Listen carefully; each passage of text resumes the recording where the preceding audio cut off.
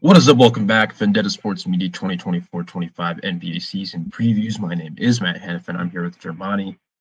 Today we're going to be doing the Phoenix Suns, who won 49 games last year before getting promptly swept out of the first round by the Minnesota Timberwolves. But first off, Jiarmani, before we get into the nuts and bolts of things, how you doing, man? Matt, I'm good. It's funny with these NBA previews. The tagline should be NBA previews with Matt Hanifan because like you've been all over these things, dude. So this is your thing. Like obviously hoops, like you're the hoops guy. Like if I need to figure something out, I'll go to Matt. But I'm feeling great. It's good to see you. I'm ready to talk about Phoenix. Phoenix, 49 and 33 last year. They were 10th in offense, 13 in defense. They traded for Bradley Beal in the offseason, which was a polarizing trade. They kind of locked themselves into this Devin Booker, Kevin Durant, Bradley Beal trio for the next several years because where they're at in the second apron. At least I was encouraged by the end of their season last year. Like they were at a point in the regular season where I think they started like 14 and 15, 19 and 18. Like they were middling around 500 for much of the first half of the season. Then they kind of figured things out in the second half. They finished 49 and 33, 16 games above 500, almost a top 10 offense and defense. But then they just got smacked in the mouth in the first round by Minnesota. Like I actually had this. I want to say I had like the Suns in 6. Like I thought the Suns were going to win that series. Definitely did not. They didn't really even come close to winning that series. Anthony Edwards, Karl Anthony Towns, Rudy Gobert, like they just imposed their will. Nickeil Alexander-Walker, those different guys. And they also, I forgot to mention, they also were the third team in the Damian Lillard trade last year. They got Yusuf Nurkic back after flipping DeAndre Ayton, who they entered last offseason. There was like a lot of DeAndre Ayton, like, was he going to get like it was kind of that way for a couple of seasons where it just everything like kind of fizzled out there and he needed a new start. They got Yusuf Nurkic back and Drew Eubanks, which was kind of funny because that was the front court in Portland. And then they brought that over to Phoenix. So I was like, okay. Nurkic was fine last year, even though he couldn't finish like literally anything at the rim. Beal was okay last year. Booker and Durant are obviously Booker and Durant, two of the best players and two top 10, top 15 players in the entire planet. But it was kind of weird just them trying to, figure things out together because they're not a natural fit. They needed they needed like a point guard or a guy who was able to set them up and put them in optimal positions. They did a really good job doing that this offseason with getting Tyus Jones and Monty Morris, who was on that Wolves team who, smacked him in the mouth. But I guess what were your thoughts from their offseason, last season, the trades, everything that's happened between now and then? They fired head coach Frank Vogel after one season, which I thought was kind of interesting. And they hired Mike Budenholzer, who I think is a really I respect Budenholzer, even though he's had his playoff shortcomings over the years with, not really adjusting or whatnot, even though he did win a title with Milwaukee in 2021. But what were your kind of thoughts on everything that happened last season, the offseason, and everything in between? Minnesota really dog walked them boys in the postseason, huh? So Oh, yeah. the thing is, I watched bits and pieces of that series, and even bits and pieces of like the Denver series with Minnesota, and like seeing how how like in tune they were defensively. It was real hard at times to really get buckets on that Minnesota team. But the thing is with Phoenix, their whole selling point at first is that we have some of the, like, on paper, we have some of the top scorers in the NBA: Kevin Durant, Devin Booker, and when healthy, Bradley Beal. Bradley Beal, like, I understand, like, when obviously we talked about Washington earlier on, that Bradley Beal needed to get traded. But the thing is that I just didn't think Phoenix was the team to do it, because I look at Devin Booker, I feel is more naturally suited to be like that 2 guard, not somebody who's running the show. Even though Devin Booker, like, his stats really didn't fall off at all bringing in Bradley Beal, he still put up 27 a game, and he was around like 5 assists. But I don't even think 5. I think he may have actually had more, because actually close to 7 assists, excuse me, but more taking on that point guard role. But I want Devin Booker not solely focusing on scoring, because obviously as a 2 guard, that's important to be able to. That's another layer of your game. But Kevin Durant, even though he's in his mid-30s now, he's still absolutely fantastic. He's still he's one of the best players in the NBA, like you said. But especially like in Bradley Beal's case, he just didn't look right, especially in that series. Like, I'd never been swept before in my NBA career, and then you proceed to get smoked by Anthony Edwards. And you can look back at the highlights, like Anthony was scoring on everybody, but like Edwards was just like nobody, like that was the matchup. Bradley Beal was trying to contain Anthony Edwards. Anthony Edwards was having a field day with it. And so it's funny. Durant too. Yo, yeah, I remember, like, dude, that dunk, even though he didn't dunk on KD, at first watch, it looked bad. Like, you know which dunk I'm talking about too, during that series. But no, but yeah, Anthony Edwards just became a different animal in that series. But looking at Phoenix, they were one of the better 3-point shooting teams in the NBA, even though they didn't take nearly as much as some of the other teams. They did. I think they were 4th overall in terms of 3-pointers made, or I believe in 3-point percentage, if I'm looking at the stuff right. But the offense is great, top 10 offense. These guys are fantastic. To your point, bringing in somebody like Tyus Jones, who had himself a really good season with Washington. He led that team, and I believe he had a career high in assists at 7.3. I think bringing him in, now what do you do then? Do you move Bradley Beal to the bench? Do you let those point guards come off the bench? That kind of thing, kind of rock with the same starting lineup you were going with initially. I remember in the offseason, they were bringing guys in like Bol, obviously with that Nurkic trade and whatnot. And then you would go online and be like, that was fans' choice of oh, these guys got names on their roster. They're going to go and win the championship this year, that kind of thing. And I'm like, still got to play 82 games. We still have to see how that stuff works out. And then obviously they become they get smoked by Minnesota. But bringing in Tyus Jones, I think that's going to be a really, really good pickup. Especially, I believe it was only a 1-year contract, if I'm not mistaken, for Tyus. But in any case, I would want him starting just to have him out there. I guess you can slide KD to the power forward. I think that's where he spent a lot of his time in Brooklyn anyway. So it's positionless basketball. So if you want to trot out Jones, Booker, or have Booker play small forward, or Beal, Booker, either way, and then you have KD, and then you have Nurkic, I would just want to have an actual point guard out there with those guys, because be able to just open up the floor and be able to create more open shots for these guys. I think actually look at how the Suns were when they actually had a point guard on the team. Chris Paul. Obviously, Chris Paul is the quintessential point guard, especially when at the time. But their offense, Devin Booker, he was going absolutely mental when those guys were together.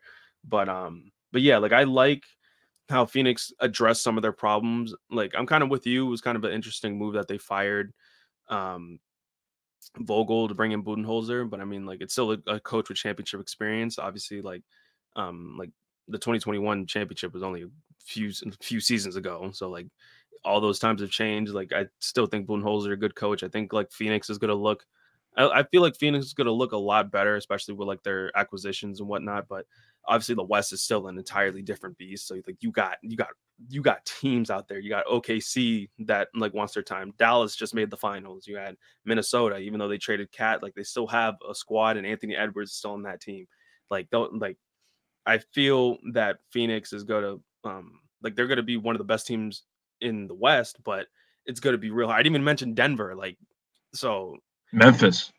Yeah, Memphis, you got Ja going to be back for a full season. There's so many teams, so it's going to be real interesting to see how it works out for this Phoenix Suns squad.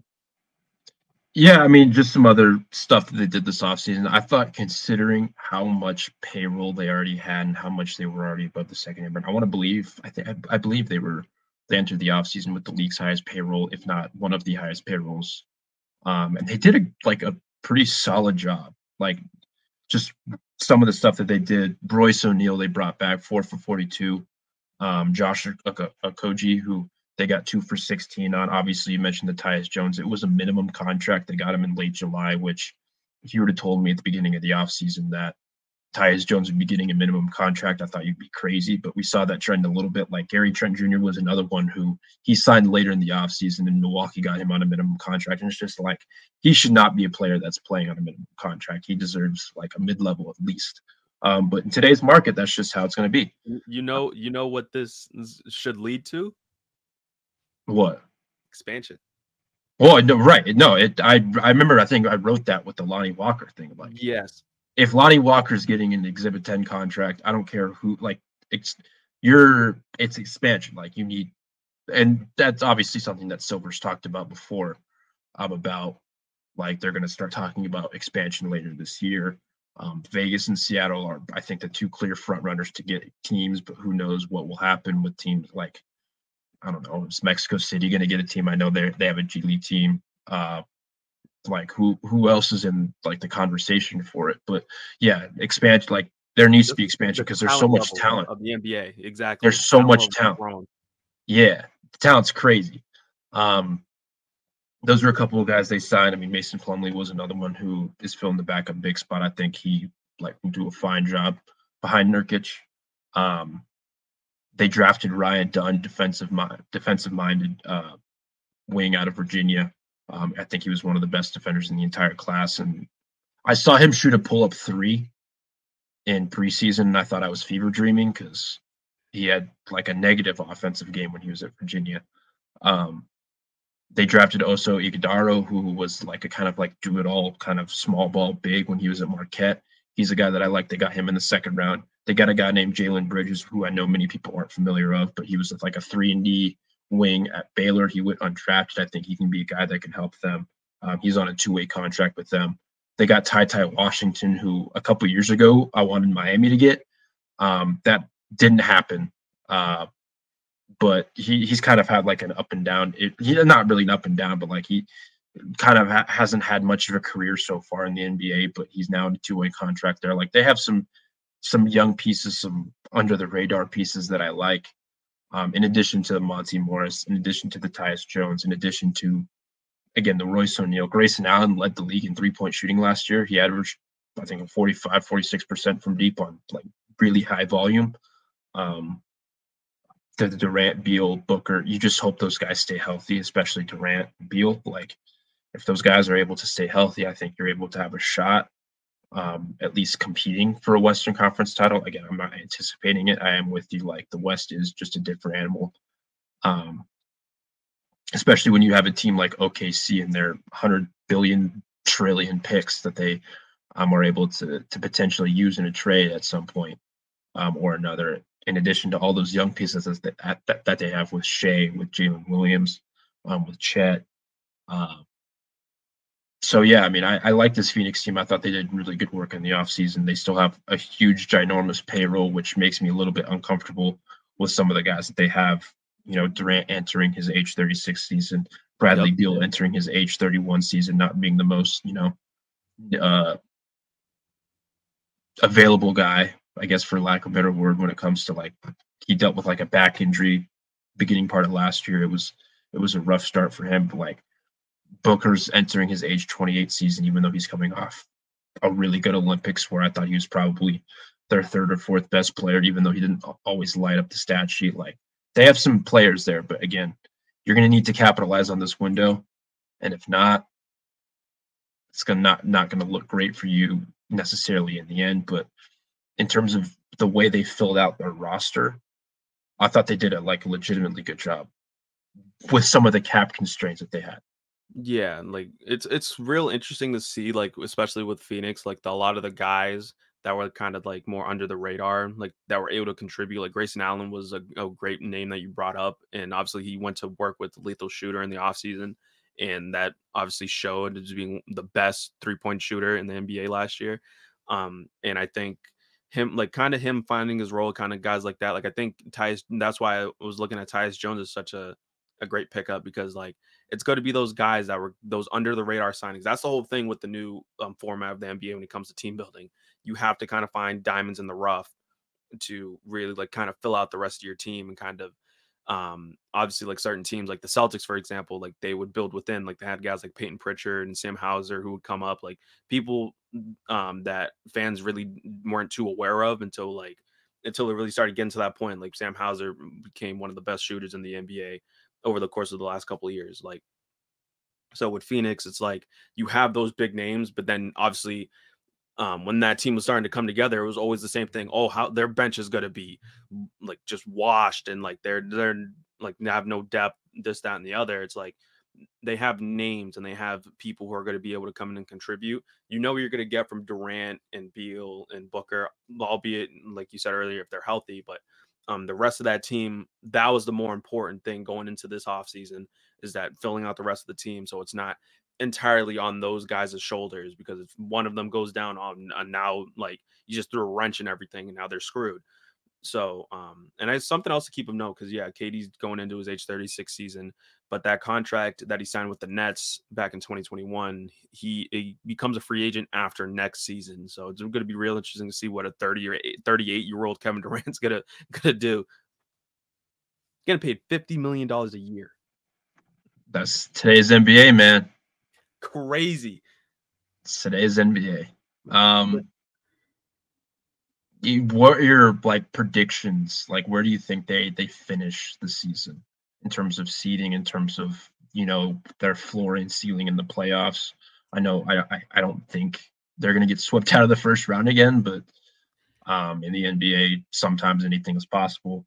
Where do you kind of see their season outlook How trending many wins did they have last year? You said it was like 49. 49. I can They had see like them. 47 the year before, Okay. something like that. And that was with like half a season of Kevin Durant, if I remember correctly. Like Right, this was last year was like the first full season with KD. But right. I would say at the very best, like I feel like at the very best, even if Bradley Beal has another injury riddled season, like this team can still be good just with D Book and Kevin Durant. Like KD, I feel like he'll be pushing 40. He'll still walk into like 24 points a game. Like even if you had him like coming off the bench, which I doubt would ever happen, but um I feel like at this team's best, these guys can like make a Western Conference Finals. If they're clicking on everything, and I can even say they can make it to the NBA Finals.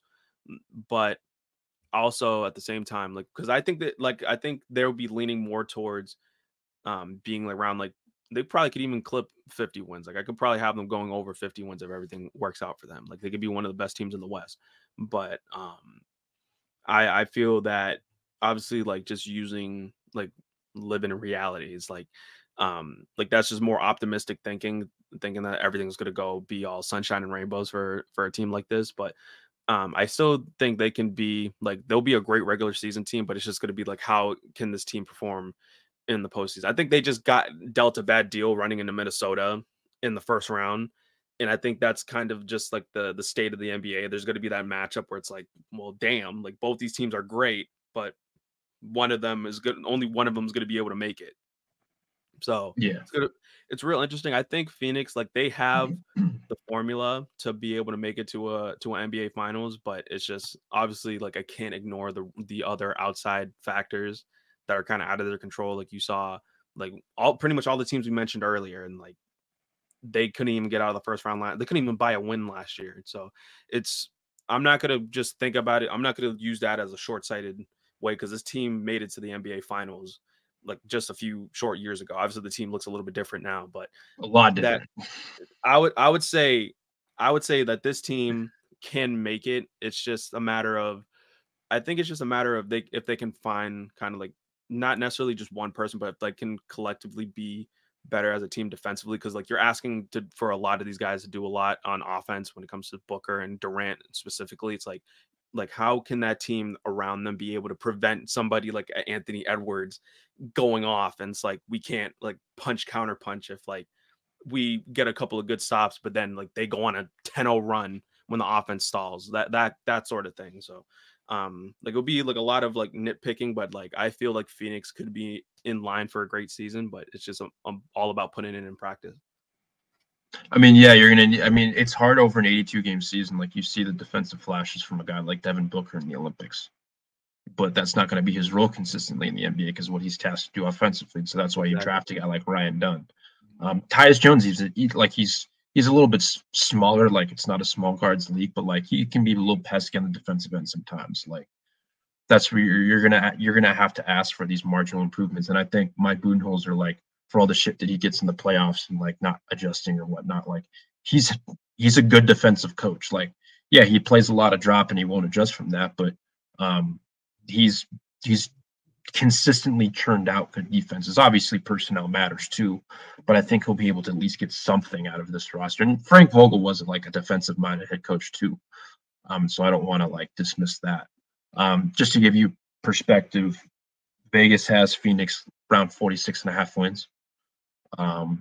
So I think they go over that. Again, it's tough in the West too, because I'm saying like assuming they're healthy, I think they go over that, but yeah, you don't know, and I think they built enough depth to where they can go over. Even if there is like a small injury to Booker or Beal or someone, but like any serious injury or whatnot, I don't think this team goes over, and I think this team flames out, which again is hard to project, but some of these guys aren't getting any younger. Yeah, like and they're very restricted with what they can do trade-wise because they're over the second apron and they are toward the top of the league, or if not lead the league in payroll. They're pretty restricted, but again, I think they did enough. I think they did a good job doing what they could, and we'll just see what happens over an 82-game season. To put in perspective, I hope for them that they don't have to have another situation that they did in the playoffs. Like we're talking about like good defensive coaches, but you're asking Bradley Beal to have to guard Anthony Edwards. So it's not even a knock. It's just like a personnel thing at times. So hopefully, to your point, like they brought in the guys to kind of like make sure something like that doesn't happen again this year. But I mean, again, it's like to your point, it's like it's good. It's going to be. It's real hard to kind of look at these kinds of things and think like that. But at the very worst case scenario, in a few short years, I feel like Phoenix will be in the worst case scenario if Devin Booker has to get traded in like the next couple of years here. Oh, so for sure.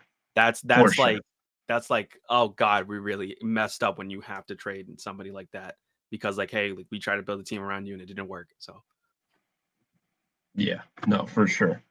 Any parting thoughts? I would say that for Phoenix's case and Phoenix Suns fans, that like this team can be somewhat sustainable. Obviously, like you kind of have no choice. These are the kind of like the guys you gotta kind of have to root for, especially like with all like their financial situation all together. It's like this is the team that you built that you believe can win a championship. So if you guys succeed, great. If you fail, say goodbye to Devin Booker. Yeah. I think this team probably gets bounced in the second round. Ceiling is maybe the Western Conference Finals. I don't think they get anywhere past there. It's just seeding and matchups and that. Getting hot at the right time. Health, yeah, getting hot at the right time. My name is Matt. This is Jiarmani. Thank you all for watching. Please go like and subscribe. Check out all of our NBA season previews on the YouTube channel and at vendettasportsmedia.com. We'll be having all of these written previews up until October 22nd. Please go check out also all the other YouTube content on the site, vendettasportsmedia.com. MLB, the postseason's in full effect. The NFL season's in full swing. So is college football. The NHL season started this last week. Literally anything that you can think of is on vendettasportsmedia.com. So please go check all that stuff out. My name is Matt. This is Jiarmani.